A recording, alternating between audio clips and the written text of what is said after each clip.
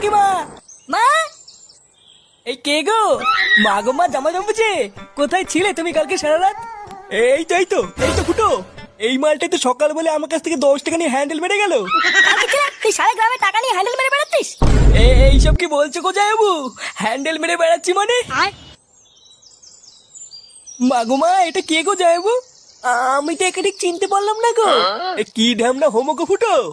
সকাল বলে হ্যান্ডেল মেরে গেল, আবার বলে গেল পরের দিন আসবো, আর এখন বলে নাকি চিনতে পারছি না। এই কি হয়েছে রে, এত চেঁচামেচি কিসের? এই দেখো বাবা, আমি তোমাকে বলেছিলাম না হোমচুদাকে বাড়ি থেকে বের করো।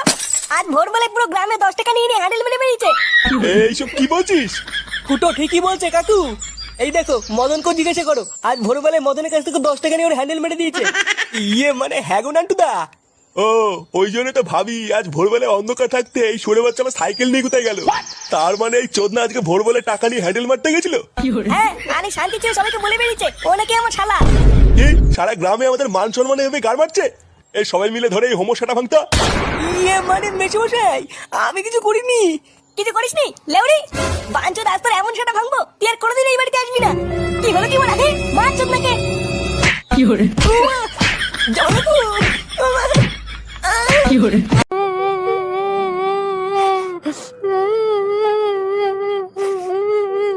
আমার ভাতার মরে গেল রে,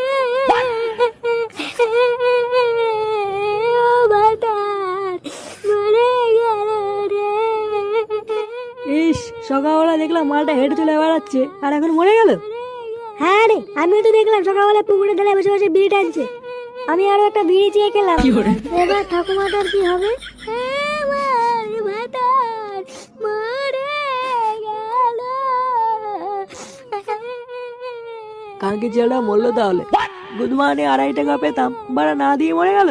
সে বাড়া দেবে দেবে না দেবে না দেবে, আজ থেকে বাড়া বুড়োর বউ আমার। কি